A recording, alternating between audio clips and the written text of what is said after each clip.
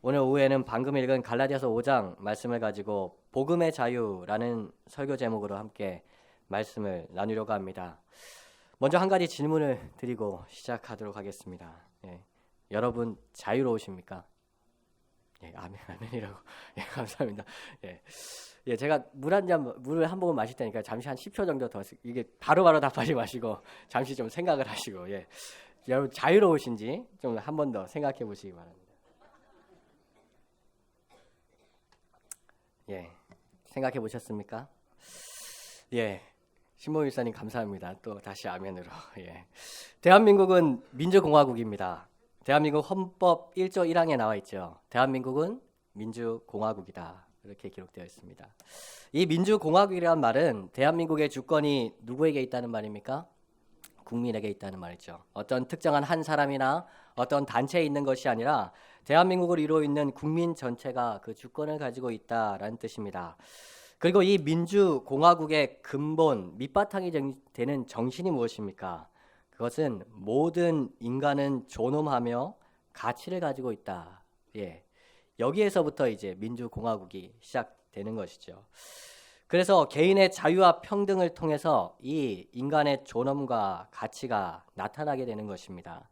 그렇게 헌법 10조, 제가 법을 그렇게 좋아하진 않은데 오늘은 법을 자꾸 헌법 10조에서는 이렇게 선언합니다. 대한민국, 즉 국가는 대한민국 모든 국민의 기본적인 인권, 자유와 평등을 보장할 의무를 가진다라고 또 헌법은 선언하고 있다는 것이죠. 그렇게 여러분이 방금 전에 생각하셨던 것처럼 자유로운 사람입니다. 대한민국이라는 국가에 의해서 자유가 보장되어 있는 사람이라는 말씀이죠. 어디든 갈 자유가 있습니다. 그리고 어디에서든 예배드릴 자유가 있습니다. 하지만 부산 사랑예수 교회에서 예배드리시면 좋겠습니다. 그리고 어디에서 일하거나 어디에서 언제든 쉴 수 있는 자유가 있다는 말이죠. 단언하건대 여러분은 자유로운 사람들이십니다. 하지만 사랑하는 성도 여러분, 정말로 여러분은 자유롭습니까? 자유로운 사람인지 다시 한번 묻는 것이죠. 대한민국이라는 국가가 여러분의 자유를 보장한다는 것이 여러분을 모든 것으로부터 자유롭게 하고 있냐라는 말씀입니다. 아니라는 것이죠. 국가가 보장해주는 자유는 표면적인 것일 뿐이라는 말씀입니다. 그저 눈에 보이는 자유일 뿐이라는 것이죠. 여러분의 외적인 자유일 뿐이다라는 말씀입니다. 이것보다 더 근원적이고 본질적인 자유가 있습니다. 오늘 바울이 이야기하는 복음의 자유가 그것이죠. 사도 바울은 오늘 우리가 함께 읽은 갈라디아서 5장 1절 말씀에서 이렇게 이야기합니다. 1절 상반절 말씀인데요. 제가 읽어드리겠습니다. 눈으로 같이 보시면서 읽으시면 되겠습니다. 그리스도께서 우리를 자유롭게 하려고 자유를 주셨으니, 사도 바울은 이렇게 이야기합니다. 그리스도께서, 예수님께서 우리를 자유롭게 하려고 자유를 주셨으니, 사도 바울은 갈라디아 교회 성도들에게 이렇게 이야기합니다. 그리고 오늘 우리에게 이렇게 이야기한다는 것이죠. 바울은 갈라디아서 5장을 시작하면서 자유에 대해서 이야기합니다. 방금 제가 읽어드린 말씀에는 자유라는 단어가 2번 등장하는데요. 이 말씀을 좀 잘 이해하셔야 됩니다. 조금 더 풀어서 말씀드리면 이렇습니다. 자유라는 단어에 2단어를 맞춰서 2개로 좀 풀어서 살펴봐야 되는데요. 그리스도께서 우리를 자유롭게 하려고 에서 자유가 나옵니다. 이 말씀에서 이야기하는 것은 그리스도께서, 예수님께서는 우리를 자유롭게 하시기를 원하신다라는 말씀입니다. 우리가 자유를 누리며 살아가기를 원하신다는 말씀이죠. 그렇게 여기에서의 자유는 헬라어 원문을 살펴보면 명사로 되어 있습니다. 명사. 우리가 받게 되는, 우리가 가지고 누리게 되는 자유, 선물로 주는 것처럼 명사. 이렇게 예수님께서 우리에게 자유를 주고자 한다라는 말씀이죠. 그러면 나머지 부분 살펴보면 이렇게 됩니다. 그리스도께서 우리에게 자유를 주셨으니가 남아있죠. 그리스도께서 우리에게 자유를 주셨으니라는 부분이 남아있는데요. 이 부분에서 이야기하는 것은 그리스도께서, 예수님께서 우리를 자유롭게 하신다라는 말씀입니다. 얽매이고 묶여 있었던 우리의 상태를 바꾸어 주신다라는 의미인 것입니다.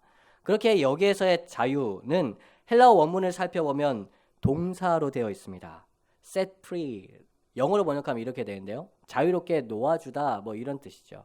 자유를 주려고 자유롭게 만들어줬다. 이 말씀을 사도 바울은 하고 있다라는 것이죠. 그러니까 방금 읽었던 갈라디아서 5장 1절 상반절에 등장하는 자유라는 단어는 단어상으로는 동일한 단어입니다. 그런데 그 의미는 차이가 있다는 것이죠.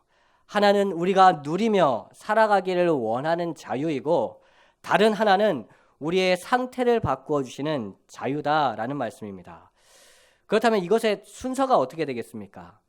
순서가 이렇게 됩니다. 우리를 자유롭게 만들어 주셔서 자유를 누리며 살아가게 한다. 이것이죠. 먼저 우리의 상태를 바꿔주신 것이 먼저입니다. 얽매이고 묶여 있었던 자유함이 없었던 곳에서 우리를 자유롭게 하셔서 그 다음엔 어떻게 살아가게 하신다는 겁니까? 자유를 가지고 살아가게 하신다. 이 이야기를 하고 있는 것입니다.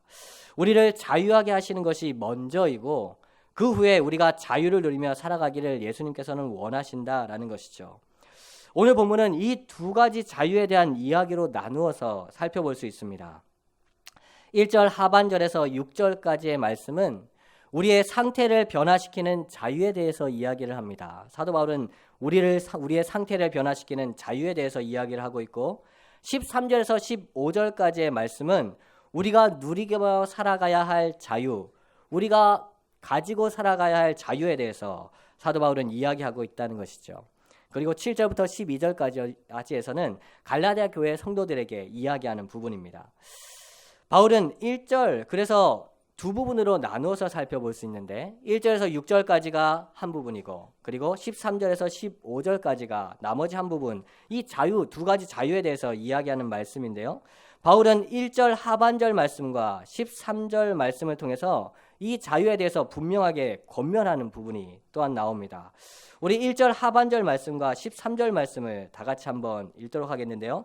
1절 하반절 말씀은 그러므로부터 시작합니다. 우리 그러므로부터 1절 마지막 부분까지 읽어보도록 하겠습니다. 읽겠습니다. 시작. 그러므로 굳건하게 서서 다시는 종의 멍에를 매지 말라. 이것이 권면이고요. 우리 13절도 다 같이 읽겠습니다. 13절입니다. 시작.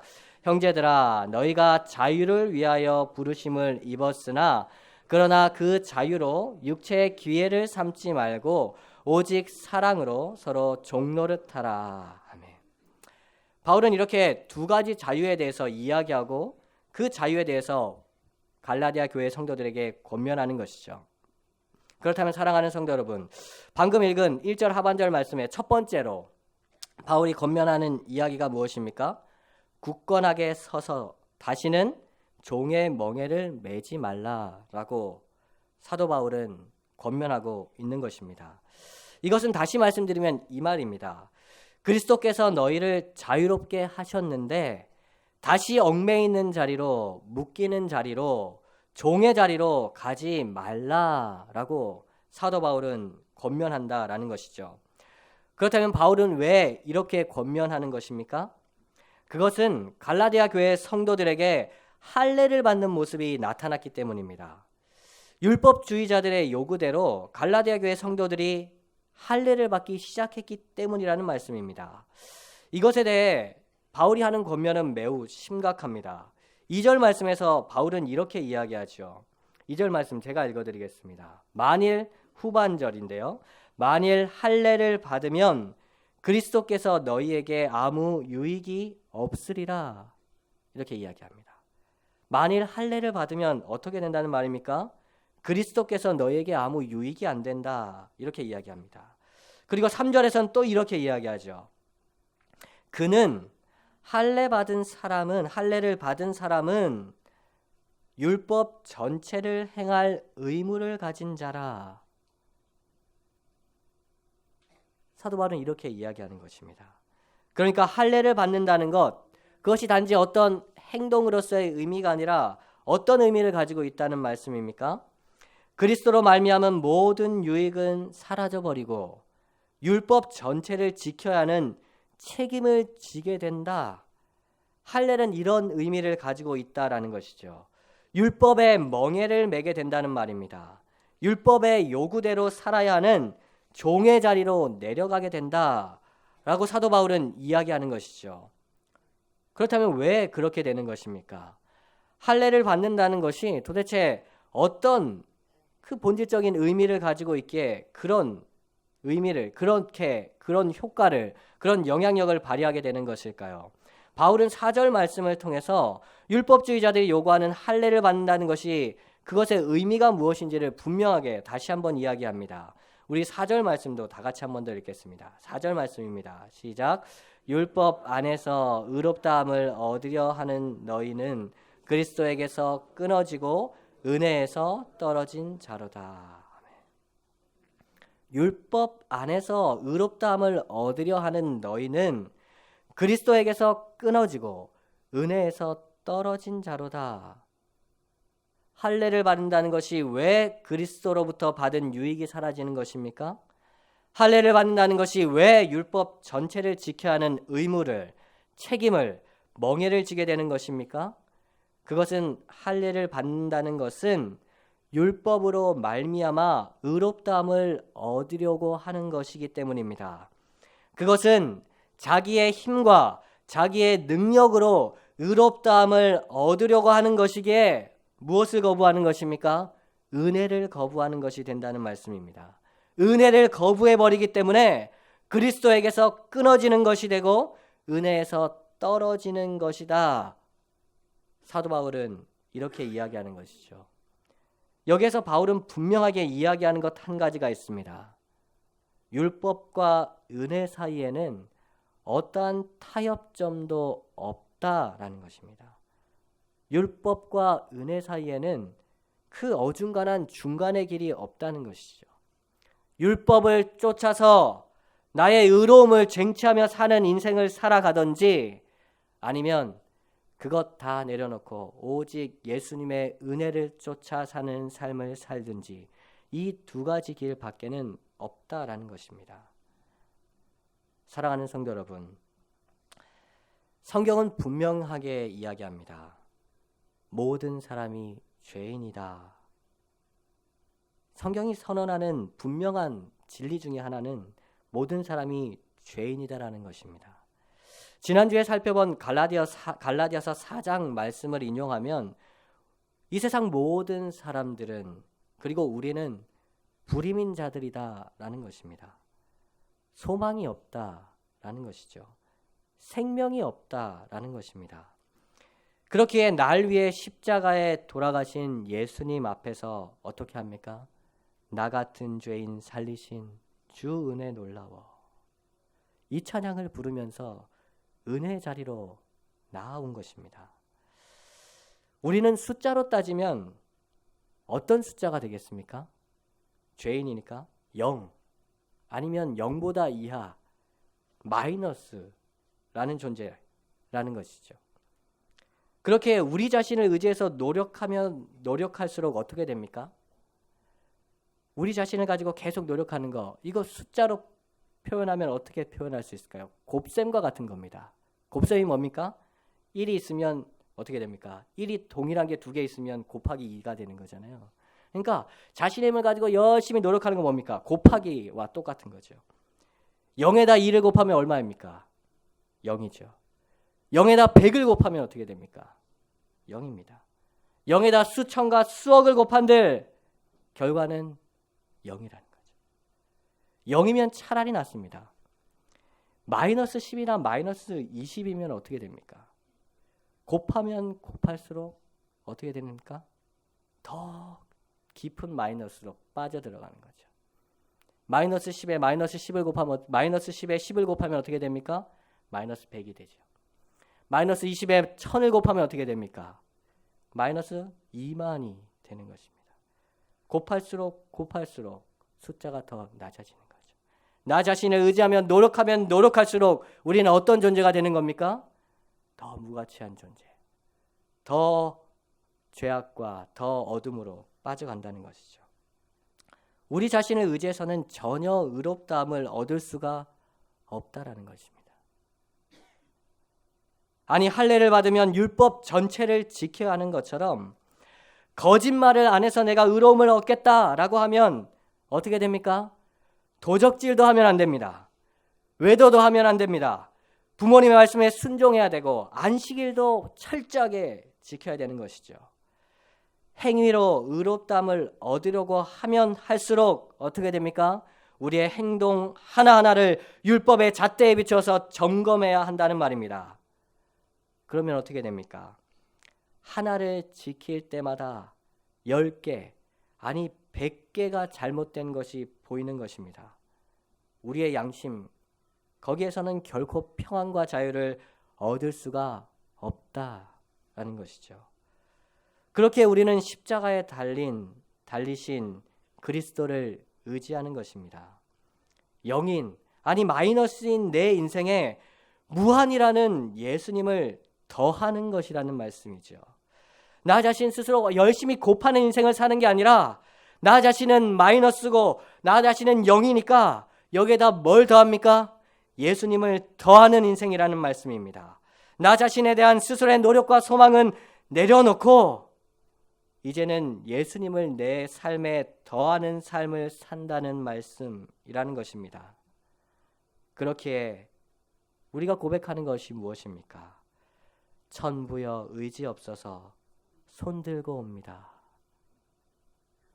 이렇게 찬양하면서 두 손 들고 우리 손으로 할 수 있는 것 아무것도 없습니다. 주님, 내 손에 아무것도 없습니다. 항복합니다. 그 은혜 앞에 그렇게 우리의 인생을 내어놓는 것이다 라는 말씀입니다. 그때 우리가 그리스도의 십자가 앞에서 누리는 것이 무엇입니까? 자유입니다. 어떤 자유입니까? 우리 양심의 자유다라는 것이죠. 죄인이라는 정죄감, 수치심, 그것으로부터 누리는 자유가 우리에게 주어진다라는 것입니다. 우리의 어떠함과 상관없이 우리의 모든 죄를 사해 주시고 의롭다 칭해 주시는 그 하나님으로 말미암아서 누리는 양심의 자유를 우리가 누리게 된다라는 것입니다. 사랑하는 성도 여러분, 이것이 그리스도께서 우리를 자유케 하신다라는 것의 의미입니다. 성도는 양심의 자유가 있습니다. 성도는 그리스도로 말미암아 양심의 자유를 얻은 상태다라는 말씀입니다. 이제 더 이상 정죄감이나 죄책감이나 수치심이나 부끄러움이 없이 하나님 앞에 세상 속에 살아갈 수 있다라는 것이죠. 그렇게 성도의 삶은 어떤 삶이라고 바울은 이야기합니까? 5절 말씀에서 바울은 이렇게 이야기합니다. 우리가 성령으로 믿음을 따라 의의 소망을 기다리노니, 우리가 성령으로 믿음을 따라 의의 소망을 기다린다라고 이야기합니다. 성도의 삶은 어떤 삶입니까? 기다리는 삶이다라는 것이죠. 의롭게 될 것을 소망하며 기다리는 삶이 성도가 살아가는 삶이다라는 것입니다. 그렇다면 왜 기다림이 필요합니까? 성도는 믿음으로 의롭다함을 받기는 했지만 여전히 부족하고 연약하고 때로는 죄인일 때의 모습이 여전히 남아있기 때문입니다. 아직 온전히 의롭다함을 받지 않았기 때문이다라는 것이죠. 아직 온전히 의롭게 되지 않았기 때문이라는 말씀입니다. 하지만 그렇다고 해서 성도는 또다시 양심의 자유를 잃어버리고 정죄감이나 죄책감에 빠져서 내가 내 힘으로 내 의를 이루기 위해 애쓰며 살아가는 삶으로, 종과 노예의 삶으로, 얽매이는 삶으로 돌아가지 않는다라는 것이죠. 대신에 믿음 가운데 분명히 더딥혀 주실 의의 소망을 기다리며 살아간다라는 것입니다. 내가 죄인이라는 것, 0과 마이너스일 뿐인 인생이라는 것, 그것 기억하면서 어떻게 합니까? 애쓰고 노력하고 그렇게 해서 뭔가 얻어보려는 그런 인생 살아가는 것 아니라 내 인생에 더하여 줘야 되는 분, 예수님을 내 인생에 계속해서 더하면서 예수님을 의지하면서 의와 의로운 그 삶을 더딥혀질 그날을 기다리면서 그런 인생을 살아간다라는 것이죠. 이러한 삶을 6절에서 바울은 이렇게 이야기합니다. 그리스도 예수 안에는 할례나 무할례라 효력이 없으되 사랑으로서 역사하는 믿음뿐이니라. 사도 바울은 이렇게 이야기하는 것입니다. 그리스도 예수 안에는 할례나 무할례나 효력이 없으되 사랑으로서 역사하는 믿음뿐이다 라고 이야기합니다. 무슨 말씀입니까? 예수 안에 있는 사람은 할례와 무할례와 같이 외적인 모습을 추구하며 살지 않는다라는 것이죠. 할례나 무할례가 아무 효력이 없다는 것을 깨닫고 살아간다는 것입니다. 왜입니까? 이 세상 모든 사람이 다 죄인이기에 할례를 받은 사람이나 할례를 받지 않은 사람이나 하나님 보시기에 똑같다는 것을 알기 때문이죠.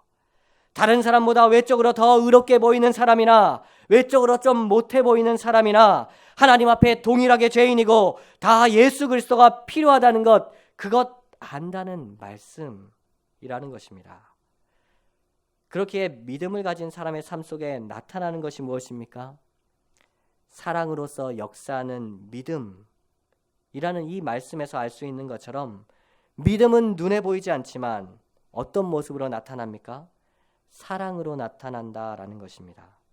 믿음이 다른 사람을 사랑하는 모습으로 역사하며 보여진다라고 사도 바울은 이야기한다는 것이죠. 여기에서 우리는 바울이 이야기하는 두 번째 자유, 그리스도께서 우리가 누리며 우리가 가지고 살아가기를 원하는 자유를 알 수 있습니다. 그것은 바로 다른 사람을 사랑하는 자유입니다. 우리 13절 말씀을 한 번 더 읽겠습니다. 13절 말씀입니다. 시작. 형제들아 너희가 자유를 위하여 부르심을 입었으나 그러나 그 자유로 육체의 기회를 삼지 말고 오직 사랑으로 서로 종노릇하라. 아멘. 바울이 그리스도로 말미암아 주어지는 첫 번째 자유, 양심의 자유에 대해서 이야기했을 때 많은 사람들이 오해하며 했던 이야기가 있습니다. 바로 이 이야기인데요. 믿으면 모든 죄를 사함받고 의롭게 될 소망을 가지고 기다리는 삶을 살 수 있다면 이제 우리가 의롭게 살 필요가 무엇이 있습니까? 양심의 자유, 믿음으로 얻은 것이면 이제는 내 마음대로 그냥 내가 원하는 것 하면서 살아가도 되는 것 아닙니까? 그저 믿음 안에서 내 양심이 자유함을 얻었다는 것, 그것만 바라보며 살아가면 되는 것 아닙니까? 이렇게 오해하며 많은 이야기들을 했다라는 것이죠.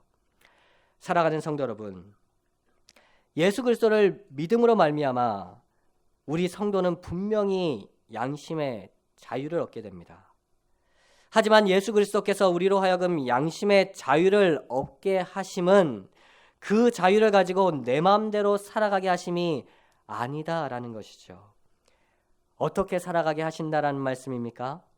이제는 종이 아니지만, 이제는 얽매여서 살아가는 그런 존재가 아니지만 사랑으로 종노릇하는 모습으로 살아가게 하신다라는 것입니다. 이 사랑으로 종노릇하는 모습, 이 말씀은 요한복음 13장의 말씀에 그 사건을 떠오르게 합니다. 요한복음 13장에 어떤 사건이 기록되어 있습니까? 제자들의 발을 씻기는 예수님의 모습이 나타납니다. 선생이지만 종노릇 하시는 예수님의 모습, 주인이지만 종노릇 하시는 예수님의 모습, 완전한 자유를 가지고 계셨지만 종노릇하는 그 예수님의 모습을 떠오르게 한다라는 것이죠. 예수님께서 종의 모습으로 제자들의 발을 씻어주시는 이 모습의 이유를 사도 요한은 요한복음 13장 1절에서 이렇게 기록하고 있습니다. 제가 요한복음 13장 1절을 읽어드리겠습니다. 6월절에 예수께서 자기가 세상을 떠나 아버지께로 돌아가실 때가 이른 줄 아시고 세상에 있는 자기 사람들을 사랑하시되 끝까지 사랑하시니라. 예수님께서 종의 모습으로 제자들의 발을 씻기신 그 모습의 이유는 사랑이었다라고 사도 요한은 이야기하는 것이죠. 예수님은 우리를 자유롭게 하셔서 그 사랑의 자리로 우리를 초대한다라는 것입니다. 예수님께서 주신 자유를 가지고 내 마음대로 사는 것이 아니라 예수님처럼 자유롭게 사랑하며 살아가기를 예수님께서는 원하신다라는 것이죠. 사랑하는 성도 여러분, 예수님께서 주신 양심의 자유는 필연적으로 사랑의 자유로 이어지게 됩니다. 왜일까요? 그것은 이전에 행위로 의로움을 찾던 때에는, 우리가 행함을 통해서 의롭다함을 얻으려 했을 때에는 다른 사람에게 잘 보이기 위해서 사랑한다는 것이죠. 다른 사람이 나에게 잘 해주는 그 행동 때문에 사랑한다는 것입니다. 내 마음에 들어서 사랑하고 내가 보기에 사랑할 만하니까 사랑했다라는 것입니다. 내가 내 행동으로 의로워지려고 했던 것처럼 다른 사람의 행동과 외적인 모습을 보고 사랑할지 말지를 판단했다는 것이죠. 사랑이 무엇에 매여 있었다는 말입니까? 행위에, 외적인 모습에 묶여 있었고 매여 있었다라는 것이죠. 하지만 이제는 은혜로 의로워진 후에는, 양심의 자유를 얻게 된 후에는 다른 사람에게 잘 보이기 위해서도, 다른 사람이 나에게 잘해주기 때문에도 내 마음에 들거나 사랑할 만한 것이 있어서 사랑한 것이 아니라 그 사람도 나와 같이 예수 그리스도가 은혜가 필요한 사람이라는 것을 알기 때문에 사랑하는 것입니다. 그 사람이 부자이든 가난한 사람이든 상관이 없습니다. 그 사람이 잘생겼든 못생겼든 상관이 없다는 것이죠. 그 사람이 많이 배웠든 무식한 사람이든 상관이 없다는 것입니다. 그 사람이 이 세상에서 인정받는 사람이든 이 세상에서 멸시를 당하는 사람이든 상관이 없다는 것입니다. 왜입니까? 그 사람도 나와 같은 죄인이기 때문입니다. 은혜가 필요하고 그리스도가 필요한 사람이기 때문이다라는 것이죠. 그리스도를 믿음으로 은혜로 양심의 자유를 얻은 사람은 사랑의 자유도 얻게 되는 것입니다. 예수님처럼 자유롭게 사랑하는 자리로 나아가게 되는 것이라는 말씀입니다. 이러한 사랑의 모습을 바울은 무엇이라고 이야기합니까? 14절 말씀에서 바울은 이렇게 이야기합니다. 온 율법은 내 이웃 사랑하기를 내 자신과 같이 하라 하신 한 말씀에서 이루어졌나니. 온 율법은 내 이웃 사랑하기를 내 자신같이 하라 하신 그 한 가지 말씀에서 이루어졌나니. 무슨 말씀입니까? 온전한 율법을 지키는 자가 된다라는 것입니다. 율법을 포기하고 은혜의 자리로 나아갈 때 양심의 자유를 얻게 되고, 양심의 자유로 말미암아 온전히 사랑할 수 있는 사랑의 자유를 얻게 되었을 때, 그때야 온 율법을 지키는 자리로 나아갈 수 있게 된다는 것이죠. 말씀을 마무리하겠습니다. 맥스 루케이도는 자신의 책 예수님처럼에서 이렇게 이야기했습니다. 하나님은 당신을 있는 그대로 사랑하신다. 그러나 그대로 두시지는 않는다. 당신이 변화되기를 원하신다. 예수님처럼. 하나님은 그리스도를 믿는 믿음 안에서 우리를 있는 그대로 사랑하십니다. 그 은혜 안에서 우리는 어떠한 것도 흔들 수 없는 양심의 자유를 얻게 되는 것이죠. 의인이라 칭함을 받게 되는 것이고, 의인이 될 그 소망을 바라보며 믿음을 가지고 기다리며 살아가게 되는 것입니다. 우리가 할 것은 없습니다. 믿음을 가지고 기다리는 것이지요. 하지만 이 믿음을 가진 사람은 또 다른 자유로 나아가게 됩니다. 어떤 자유입니까? 다른 사람을 사랑하는 자유입니다. 예수님처럼, 제자들의 발을 씻으셨던 예수님처럼 사랑함으로 종노릇 하는 자리에까지 나아가게 된다라는 말씀입니다. 예수 그리스도 안에서 믿음으로 은혜로 온전한 양심의 자유를 누리는 우리 사랑하는 성도님들 되시기를 주님의 이름으로 축복합니다. 그리고 예수님처럼 자유함 가운데 사랑함으로 종노릇 하는 자리에까지 나아가는, 예수님을 닮아가는 사랑하는 성도님들 되시기를 다시 한번 주님의 이름으로 축복합니다.